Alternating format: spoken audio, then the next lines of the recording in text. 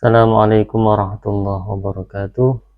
Bismillah, alhamdulillah, wassalatu wassalamu ala rasulillah, amma ba'da. Baik teman-teman, mari kita lanjutkan kembali kajian kitab Safinatun Najah. Pada pertemuan kali ini akan kita mulai dari faslun fi ma talzamu fihi niyatul imamah. Bismillahirrahmanirrahim.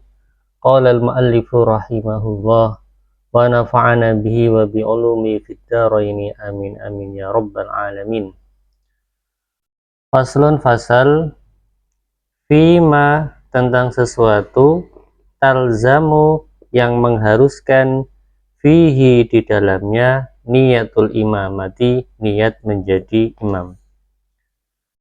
Alladzi sesuatu yalzamu yang mengharuskan fihi di dalamnya niyatul imamati, niat menjadi imam. Hal-hal yang mewajibkan kita niat menjadi imam. Arba'un ada 4. Al-jumu'atu sholat jum'ah. Yang pertama sholat jum'ah, imamnya harus berniat menjadi imam. Wal mu'adatu, dan mengulang sholat berjamaah. Maksudnya misalkan seseorang sudah sholat, kemudian ada orang mengajaknya untuk sholat berjamaah, ketika dia menjadi imam, maka dia wajib niat menjadi imam. Atau sebenarnya dia sudah sholat berjamaah, kemudian setelah selesai ada orang mengajaknya untuk sholat berjamaah dan dia dijadikan imam, maka dia harus niat menjadi imam. Wal manduratu, dan sholat yang dinadarkan jamaatan dengan berjamaah. Nazar sholat secara berjamaah, maka ketika menjadi imam dia wajib niat imamah. Wal mutaqaddimatu, dan sholat jamak takdim fil matori pada waktu hujan. Sholat jamak takdim dengan alasan karena hujan, maka dia wajib niat menjadi imam ketika menjadi imam ya. Faslun fasal fi syuruti, tentang syarat-syarat al-mu'tabarati yang dipenuhi fil qudwati, dalam mengikuti imam. Syarat-syarat yang harus dipenuhi ketika mengikuti imam, ketika menjadi makmum. Syurutul qudwati, syarat-syarat mengikuti imam, ahada asyara, ada 11. Yang pertama, alla ya'lama, hendaknya tidak mengetahui butlana sholati imamihi, batalnya sholat imam, bihadasin, sebab hadas, ghairihi, atau selain hadas. Misalkan karena kita bermadzhab Syafi'i, dalam bermadzhab Syafi'i itu kan bersentuhan antara laki-laki dan perempuan non mahram yang sudah dewasa itu bisa membatalkan wudhu. Nah, ketika imam yang menjadi imam kita, yang akan menjadi imam kita itu ternyata mengikuti mazhab lain, dan kita melihat dia sudah bersentuhan dengan wanita non mahram yang sudah dewasa, maka kita tidak boleh mengikuti dia, meskipun sebenarnya dia mengikuti mazhab yang mengatakan sentuhan kulit laki-laki dan perempuan tidak membatalkan wudhu, misalnya seperti itu. Berikutnya, wa alla ya'taqida, dan hendaknya tidak meyakini wujuba qadha'iha, wajib qadha'nya sholat, alaihi, atas imam. Kita tidak menduga atau tidak meyakini bahwa imam kita itu wajib mengqadha sholatnya. Misalkan imam kita itu orang yang dawamul hadas, sehingga dia wajib mengqadha sholatnya, maka dalam hal ini kita tidak boleh bermakmum kepada dia. Wa alla yakuna, dan hendaknya imam tidak menjadi makmuman makmum. Kita tidak boleh bermakmum kepada seseorang yang menjadi makmum orang lain. Wala ummiyan, dan tidak ummi. Ummi di sini maksudnya adalah seseorang yang tidak dapat membaca Fatihah dengan benar, maka dikatakan ummi. Wa alla yataqaddama, dan hendaknya makmum tidak mendahului alaihi, atas imam, fil mauqifi, dalam posisinya. Posisi imam harus di depan makmum. Makmum tidak boleh posisinya di depan imam.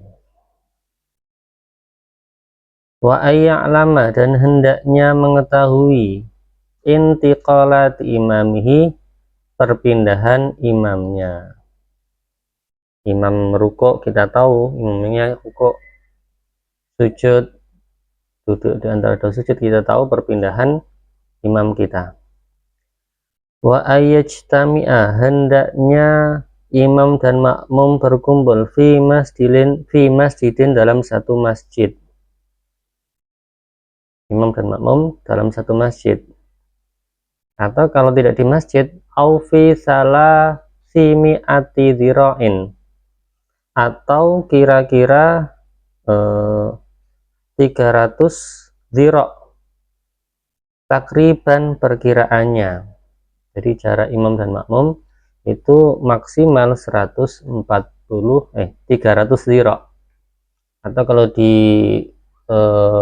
ukuran meter itu 144 meter, karena satu dzira' itu sekitar 46,2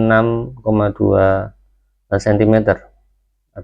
Jadi 300 dzira' itu sekiranya atau sekitar 144 meter maksimal. Wa ayyanwiya, dan hendaknya berniat al-qudwata, menjadi makmum, awil jama'ata, atau niat berjamaah. Makmuman, ketika kita niat boleh seperti itu, atau jama'atan itu juga boleh. Wa ayyatawaqafa, dan hendaknya serasi nadmu sholatihima, susunan sholat keduanya. Makmum dan imam harus serasi. Makmum sujud, imam sujud, makmum ikut sujud, imam i'tidal, makmum ikut i'tidal. Wa alla yukhalifahu, dan hendaknya tidak menyelisihi imam fi sunnatin, dalam sunnah, fahisyata, yang keterlaluan, fahisyatal mukhalafati, yang keterlaluan menyelisihinya. Misal imam sujud sahwi, maka makmum juga harus sujud sahwi, meskipun makmum tidak tahu sujud sahwinya imam itu karena apa. Imam meninggalkan tasyahud awal, maka kita ketika jadi imam kita juga harus meninggalkan tasyahud awal. Dan tasyahud awal itu kan sunnah ab'ad, bukan rukun sholat. Atau ketika imam membaca ayat sajdah dan imam tidak sujud tilawah, kita juga tidak boleh sujud tilawah. Bukan mentang-mentang kita tahu itu ayat sajdah kita sujud tilawah, meskipun imam tidak sujud tilawah. Sebaliknya juga sama, ketika imam itu setelah membaca ayat sajdah itu sujud tilawah, kita juga harus ikut sujud tilawah. Tidak boleh menyelisih imam dalam kesunahan yang dianggap buruk ketika kita menyelisihinya, ketika kita berbeda dengan imam. Syarat terakhir, wa ayyutabi'ahu, hendaknya mengikuti imamnya. Itulah syarat-syarat kita menjadi makmum. Faslun, fasal fi bayani suwari, tentang penjelasan gambaran al-mumkinati, yang memungkinkan, atau yang membolehkan fil qudwati dalam bermakmum. Gambaran yang kita boleh bermakmum. Suwarul qudwati, gambaran-gambaran bermakmum, tis'un ada 9. Tasihu yang sah fi khamsin di dalam contoh 5. Ada 9 bentuk qudwah, 5 itu sah dan 4 itu tidak sah atau batal. Qudwatu rajulin, bermakmumnya laki-laki birojulin kepada laki-laki, laki-laki makmum kepada laki-laki itu sah. Wa qudwatu mra'atin, dan bermakmumnya perempuan birojulin kepada laki-laki, perempuan makmum kepada laki-laki maka sah. Wa qudwatu khunsa, dan bermakmumnya waria birojulin kepada laki-laki, waria makmum kepada laki-laki sah. Wa qudwatu mra'atin, dan bermakmumnya perempuan bi khunsa kepada waria. Wa qudwatu mra'atin, dan bermakmumnya perempuan bi mra'atin kepada perempuan, sama-sama perempuan, itu sah. Wa tabtulu, dan qudwah itu batal fi arba'in dalam 4 contoh. Qudwatu rajulin, bermakmumnya laki-laki bimra'atin, laki-laki makmum kepada perempuan maka tidak sah atau batal. Wa qudwatu rajulin, dan bermakmumnya laki-laki bi khunsa kepada waria. Wa qudwatu khunsa, dan bermakmumnya waria bimra'atin kepada perempuan. Wa qudwatu khunsa, dan bermakmumnya waria bi khunsa kepada waria, itu juga tidak sah atau batal. Faslun fasal fi syuruti jawazi jam'it taqdimi, tentang syarat-syarat diperbolehkan jamak takdim. Syurutu jam'it taqdimi, syarat-syarat jamak takdim, arba'atun ada 4. Yang pertama, al-bada'atu, memulai, bil ula, dengan sholat yang pertama. Maksudnya ketika kita menjamak takdim antara sholat zuhur dan asar, maka kita mengerjakan sholat zuhur dulu. Ketika jamak takdim maghrib dan isya, maka kita kerjakan sholat maghrib dulu. Berikutnya waniyatul jam'i, dan niat jamak fiha, pada sholat yang pertama. Jadi ketika kita mengerjakan sholat maghrib atau sholat zuhur, kita sudah niat akan menjamak sholat kita. Wal muwalatu, dan terus menerus bainahuma, di antara keduanya. Selesai sholat zuhur langsung sholat asyar, selesai sholat maghrib langsung sholat isya. Wa dawamul udri, dan terus berlangsungnya uzur. Misalnya kita menjamak karena alasan hujan, maka ketika sholat isyanya atau ketika sholat asarnya harus masih hujan dan lain sebagainya. Jadi alasan kita menjamak masih berlaku, masih ada. Faslun fasal fi syuruti jawazi jam'it takhiri, tentang syarat-syarat diperbolehkan jamak takhir. Syurutu jam'it takhiri, syarat-syarat jamak takhir, isnani ada 2. Yang pertama, niyatu takhiri, niat jamak takhir, waqad baqiya, dan benar-benar tersisa, min waktil ula, pada waktu salat pertama, ma yasauha, yang cukup untuk niat. Maksudnya ketika kita akan menjamak takhir, waktu sholat yang pertama masih ada. Misalkan zuhur itu habis jam 3, maka jam 2 kurang jam 2.55 menit, itu kan masih bisa sholat zuhur, masih waktu sholat zuhur, maka saat itu kita sudah berniat nanti akan melakukan jamak takhir. Jadi pada waktu sholat yang pertama kita sudah niat nanti akan menjamak takhirnya. Wa dawamul udhri, dan berlangsungnya uzur, ila tamami tsaniyati, hingga sempurna waktu sholat kedua. Uzurnya masih ada sampai kita mengerjakan sholat yang kedua. Misal kita berniat jamak takhir karena alasan safar, jadi kita harus dalam posisi masih safar ketika kita mengerjakan sholat yang kedua. Faslun fasal fi syuruti jawazil qasri, tentang syarat-syarat bolehnya qasar. Syurutul qasri, syarat-syarat qasar, sab'atun, ada 7. Ayyakuna, hendaknya ada, safaruhu, perjalanannya, marhalataini, berjarak 2 marhalah.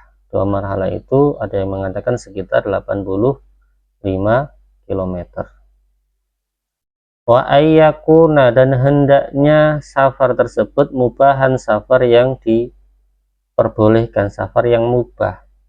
Kita pergi jauh niatnya untuk jalan-jalan, niatnya untuk tamasya, itu boleh. Niatnya untuk menjenguk atau menjenguk saudara. Tapi kalau niatnya itu untuk sesuatu yang maksiat, maka tidak boleh.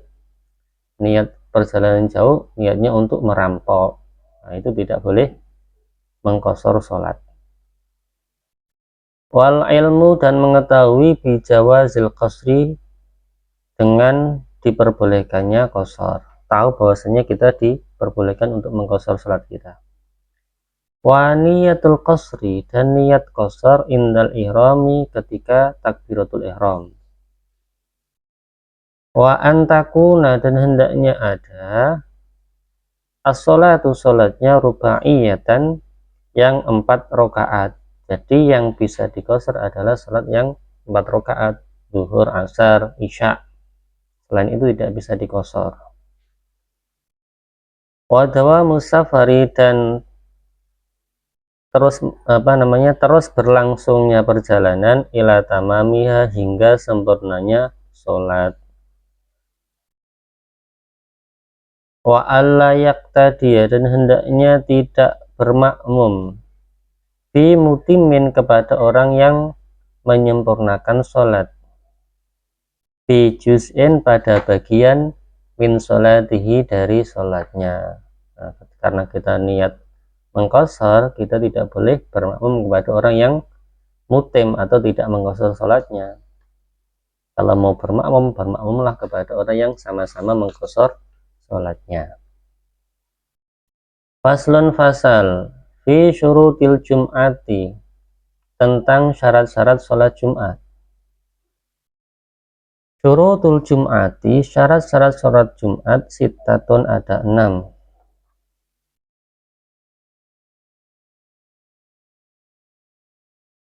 Antakuna, hendaknya ada, kulluha, semuanya, fi waktu zuhri, pada waktu zuhur,